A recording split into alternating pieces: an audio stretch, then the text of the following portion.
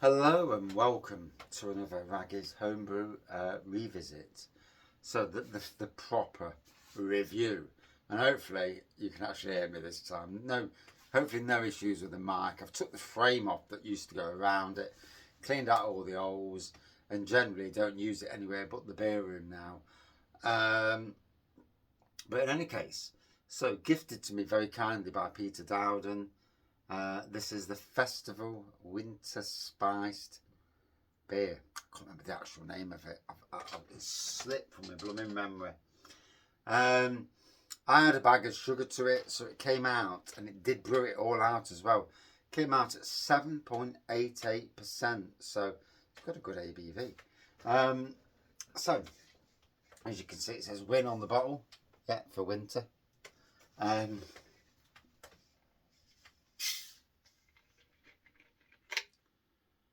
Bottle was nice and solid. We'll pour a nice drink out. And there you go. You'd class that as a brownie colour with a white head that dissipated really quickly, and plenty of carbonation still going off. That aroma of winter spices, certainly cinnamon and cloves, coming to the forefront. Let's dive in.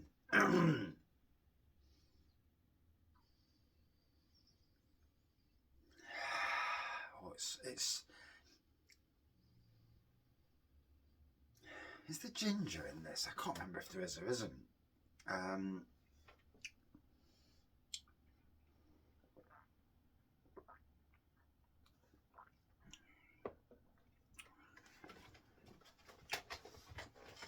Sure there is.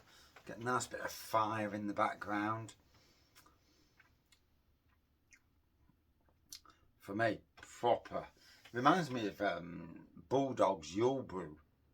So I'm sure it's cinnamon and ginger. I've got myself thinking there. There we go. Let me just zip back.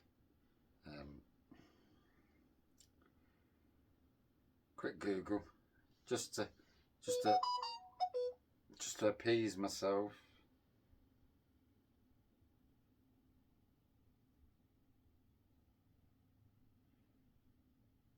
Ooh.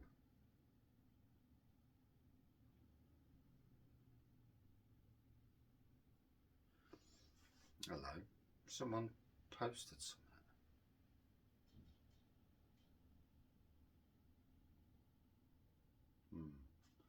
Don't know what that was about. Got a warning saying there's some comments I may have to deal with.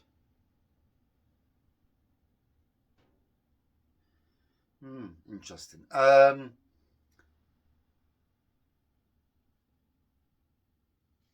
Festival winter spiced. According to the homebrew shop, this seasonal favourite is reminiscent of festive aromas and flavours, ginger, cinnamon, mulled spice, and Christmas pudding. At 6% ABV, spiced winter ale is the perfect winter warmer to be enjoyed throughout the festive season. And there you go. You know, sometimes I'm drinking and I doubt myself. So I'm there, I know I can taste ginger. And I'm there like, I'm getting fire. Well, that's a sign of ginger. And yeah, it's just me. I can't help but doubt myself. And sometimes, you know, we should never doubt what we know. You know, it is what it is. Can't win them all. Anyway, oh.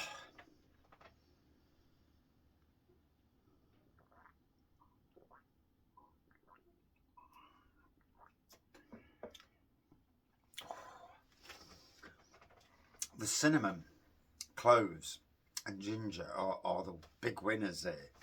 The Christmas pudding part sits more in the background. Mulled spice, yeah, I would say it is spicy as well. Good, yeah, just a bit. I mean, it's, to say you can chuck a bag of sugar in and it comes out at 7.88, and it actually brewed it all out as well. That's impressive. You know, you can't. A lot of beers you won't get away with it, but this is one of them that you do. There is absolutely zero homebrewy taste to it. You know, the old homebrew, the beers that you drink and they taste homebrewy. Now, I wonder sometimes. I've not had a beer that has tasted homebrewy. Last beer that I brewed that I wasn't overly fond on was my triple IPA Evil Dog, and yeah, I think I put a little bit too much sugar in, and I never could get away from that, even though, you know, it never felt like the every bit of sugar had gone, and you know. That's what you get for playing around with beers. You know, I suppose there's a limit on all beers on what you can do with them and how far the yeast will go. I've done the Brew Firm cherry and raspberry kits. Bloody hell, those kits. I think the ABV is something daft like 5% or something. But you can chuck the sugar in them and they will ferment out that sugar. Obviously the yeast is a good yeast. I've not done them for years. Last time I did them, we had the thing in the kitchen, so flipping out, it must be 10 or 15 years ago. Well before my beer reviewing was ever even a thought. And I was at work, and the wife says, "There's hissing coming from the kitchen." Like, what? Yeah, one of your barrels is hissing, and it looks larger than the other barrel. And it's like, oh shoot! I says, quickly go into the kitchen and unscrew the top, and she said it went whoosh. Obviously, all that CO2 that had built up around the beer and blooming out. Could you imagine it blowing a plastic barrel like this? It expanded the barrel. I'm not sure which barrel it is. That barrel does look a bit bigger than the barrel at the side of it. So that is interesting. It's just the angle I'm looking at it. But yeah, it's on the same blooming thing. Looks slightly bigger, but that might just be just the angle I'm looking at it. So just to show you, you know, yeah, the last thing you want is an exploding plastic barrel all over your kitchen, because that would take out something. That would, yeah. Whew. You won't want your face getting in the way of it. Blooming heck. I mean, I've had it in here in bottles that have, you know, swollen up, and you know, the plastic bottles that were swollen to like half the size of the norm, to half the size again of what they should be. And you walk over and you're like, oh my God, look at the state of that bottle. And obviously, it depends how well they're made in the first place, how strong the plastic is.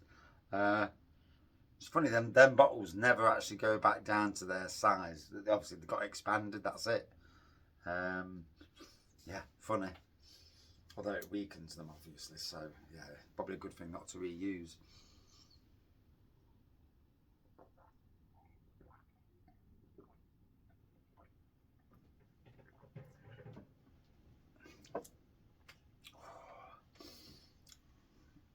This delivers an absolute beautiful winter spiced, you know, beer. And brewed literally in the next month or two, and aged for Christmas, could deliver a wow beer for you round Christmas. And that's what I want to do in literally 2 months' time. Brew a couple of wow beers for Christmas, barrel age them, and see where they go. But I've super enjoyed this. Would I drink it again? Yes. And I've got about 18 litres to sup, so I will be drinking it again. Or maybe not 18 litres, Yeah, because I can't see all that being... No, there's not that many litres left, actually. I must have drank some. You know, sampling it as you do. Quality control. So would I drink it again? That's a hell yes. Did it deliver on flavour and aroma? Yes. Can you up the ABV? Yes. I did it with 1 kilo of sugar. Brewed out lovely. Good ABV. Can you go further?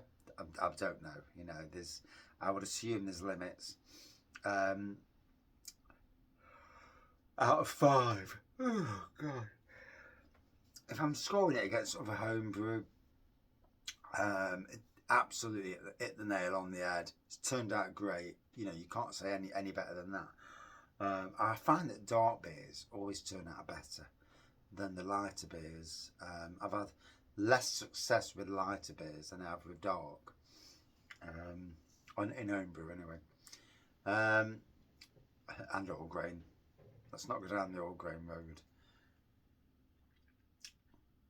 Although my first all grain pale ale, hazy pale, was actually a banger. So not all bad. I've had 2 since that were crap. So yeah. Out of 5 for me, good 4.55 out of 5. And that is it for my review. Hope you're well. See you soon.